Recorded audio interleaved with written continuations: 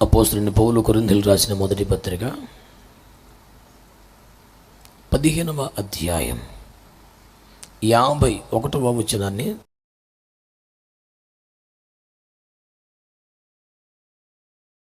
ప్రభునందు మిక్కిలి ప్రియమైన దేవుని ప్రజలారా, క్రైస్తవ విశ్వాస జీవితానికి సంబంధించినటువంటి వాక్య ప్రకటనలో క్రీస్తు జననాన్ని గురించి, క్రీస్తు జీవితాన్ని గురించి, క్రీస్తు మరణాన్ని గురించి, క్రీస్తు పునరుత్థానాన్ని గురించి, క్రీస్తు ఆరోహణము గురించి, క్రీస్తు ఆత్మను పంపడం గురించి, నిర్నిరోధమైనటువంటి సంఘ ప్రస్థానమును గురించి,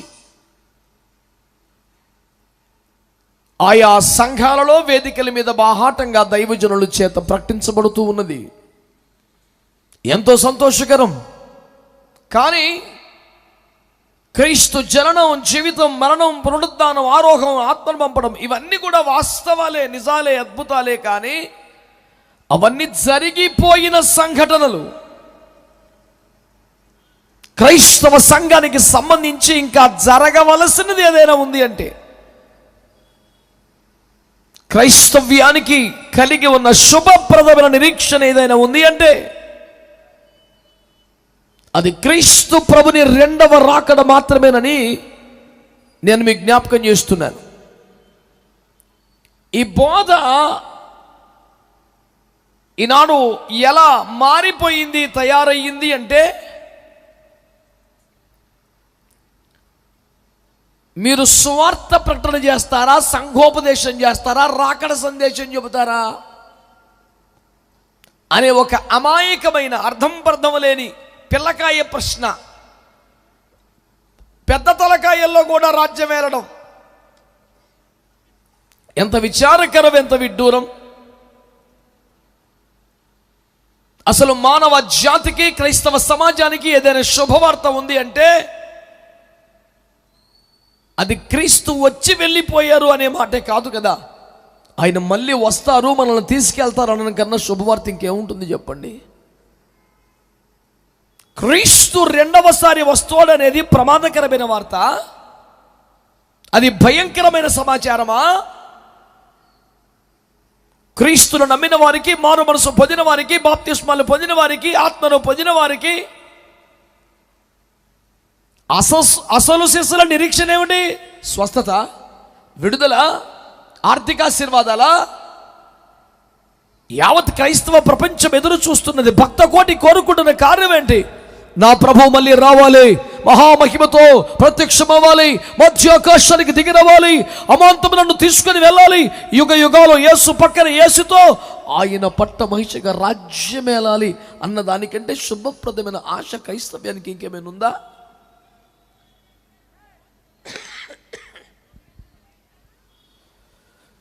శుభప్రదమైన నిరీక్షణే యేసు రాకడైతే, యేసు మన కొరకు వస్తాడు, రాజ్యాన్ని తెస్తాడు,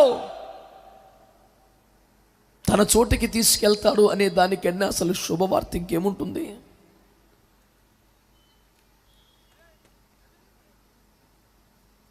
మరి సువార్తలో రెండవ రాకడ భాగం కాకపోవడం ఏమిటి? ఇంకా వివరంగా చెప్పాలి అంటే, యేసు మానవుల పాప విమోచన కొరకు భూమి మీదకి వస్తాడు అనేది సువార్త, వచ్చాడు అనేది ఇంకా మంచి సువార్త. శిక్షను భరించి నీకు శిక్ష లేకుండా చేసి రక్షణ సిద్ధం చేసేది ఇంకా గొప్ప వార్త. మరెన్నటికీ నీ మీద ఏలుబడి చేయకుండా మరణాన్ని మింగేశాడో, చంపేశాడు అనేది ఇంకా గొప్ప వార్త. తన ఆత్మను మనకిచ్చాడనేది ఇంకా గొప్ప వార్త. తనతో పాటు తన వద్ద నిలబెట్టుకోవడానికి మళ్ళీ రాబోతున్నాడు అనేది ఇంకా గొప్ప శుభవార్త. క్రీస్తు రెండవ రాకడ శుభవార్త కాకపోవడం ఏంటి? సువార్త కాకపోవడం ఏంటి? అదేమైనా ప్రమాదకరమైన వార్తగా మిగిలిపోవడం ఏమిటి? ఈ భావదారిద్ర్యం నుండి క్రైస్తవ్యం బయటికి రావాలని ఈ సభలో కూర్చున్న వారి మొదలుకొని వేదిక మీద ఉన్న దైవజనులతో సహా అందరం ఒకటై, క్రీస్తు రాబోతున్నాడు, వస్తున్నాడు, మనల్ని తీసుకెళ్తాడు, తన పరలోకం మనకిస్తాడు అనే మాట కన్నా గొప్ప శుభవార్త, సువార్త ఇక లేదని ప్రపంచానికి చాటి చెప్పాల్సిన తరుణం ఆసన్నమైందని నేను ప్రభు పేరిట మనవి చేస్తున్నాను.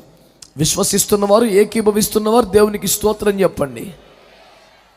ప్రభునందు నాకు అత్యంత ప్రియమైన దేవుని బిడ్డలారా, క్రైస్తవ జీవితము, క్రైస్తవ భవిష్యత్తు, క్రైస్తవ నిరీక్షణ అంతయు క్రీస్తు రాకడతో ముడిపెట్టబడి ఉందని, క్రీస్తు రాకడే లేకపోతే ఇంకేమీ లేదని దేవుని వాక్య సేవకునిగా నేను మీకు మనవి చేస్తూ ఉన్నాను. బిడ్డలారా, ఈ క్రీస్తు రాకడనే ఒక నిరీక్షణ ఉండబట్టే కదా ఈనాడు క్రైస్తవ మీద ఎన్నో విమర్శలు, శ్రమలు, ఎన్నో కష్టాలు, వ్యక్తిగత జీవితంలో దేవుని విశ్వాస పరీక్షల వలన కొన్ని, పరిశుద్ధత కొరకు అనుమతించబడ్డ శ్రమల వలన కొన్ని, సువార్త విరోధుల వలన కలుగుతున్న శ్రమలు కొన్ని, తనకు సమయము కొంచెమేనని ఎరిగి అపవాది చెలరేగి బాధించడం వలన కొన్ని, ఇలా ఎన్నో కష్టాలు, ఎన్నో బాధలు క్రైస్తవుని, సేవకుని ఎంతో బాధ పెడుతున్నాయి, కష్టపెడుతున్నాయి, ఇబ్బంది పెడుతున్నాయి. నానాటికి సమస్యల సుడిగుండెలమో, శ్రమల వలయములో చిక్కిపోతున్న క్రైస్తవుడు ఇంకా ముఖాన చెర్రగని చిరునవ్వు కలిగి ఉన్నాడు అంటే దానికున్న ఏకైక ఆశ, ఈ బాధలు ఎంతో కాలం ఉండవులే, ఈ శ్రమలు ఇంకెంతో కాలం ఉండవులే, నేడో రేపో ప్రభు వచ్చేస్తాడు, నన్ను తీసుకెళ్ళిపోతాడు అనే ఒక శుభప్రదమైన నిరీక్షనే ఈ సంతోషానికి, ఆనందానికి కారణం కాదా? ఇంతటి ఆనందకరమైన ప్రతి కష్టానికి, బాధకి, శ్రమకి ముగింపుతూ ఇవ్వగలిగినటువంటి క్రీస్తు రాకడ అరుదుగా ప్రకటించబడటం, ఏదో వింతగా ప్రకటించబడటం, క్రైస్తవ జీవిత పరమార్థంగా కాక, క్రైస్తవుడు కలిగి ఉండే ఏకైక నిరీక్షణగా కాక, ఏదో ఒక సమాచారంగా ప్రకటించబడటం చాలా విచారకరమని, చాలా విడ్డూరమని, అలాంటి పోకడ లేఖనానుసారమైంది కాదని, క్రీస్తు రాకడే మిగిలి ఉన్న ఏకైక కార్యక్రమం గనుక పాడే ప్రతి పాట, చేసే ప్రతి సేవ, వినిపించబడే ప్రతి ఉపదేశం, సకల కార్యక్రమాల ఏకైక పరమావధి దేవుని ప్రజలను మహిమగల రెండవ రాకడకు సిద్ధపరచడమే అని గుర్తుపట్టి, క్రీస్తు రాకడకు మించినది ఏది మాకు అక్కర్లేదని, అదే చాలా ప్రాముఖ్యమని క్రైస్తవుడు గుర్తుపట్టవలసిన సమయమని నేను ప్రభు పేరట మీకు మనవి చేస్తున్నాను. అర్థమైన వాళ్ళు, ఏకీభవించే వాళ్ళు ప్రభువుకు స్తోత్రం చెల్లించండి గట్టిగా. హల్లెలూయా, హల్లెలూయా. ప్రభునందు మిక్కిలి ప్రియమైన దేవుని ప్రజలారా, ఇలాంటి క్రీస్తు రాకడకి సంబంధించి ఎన్నో అపోహలు, ఎన్నో వింత వింత వ్యాఖ్యానాలు క్రైస్తవ జీవితాన్ని ఆందోళనకి, ఇబ్బందికి గురి చేస్తూ ఉండగా అపోస్తలుడైన పౌలు గారు క్రీస్తు రెండవ రాకడకు సంబంధించి అయితే మీకు ఒక మర్మము చెప్పుచున్నాను అంటూ ప్రారంభించిన ఉపదేశాన్ని పరిశుద్ధాత్మ దేవుడు పౌలయ్య గారి ద్వారా ప్రకటించిన రాకడ మర్మములను, అపోస్తలుల ద్వారా తెలియపరిచిన రాకడ మర్మములను ఒక సాధారణ, సరళమైన సందేశముగా మీ ముందుకు తెచ్చే ప్రయత్నం చేస్తున్నాను. వింటున్న వాళ్ళందరూ ఒకసారి మంచిగా స్తోత్రం చెబుతారా? హల్లెలూయా.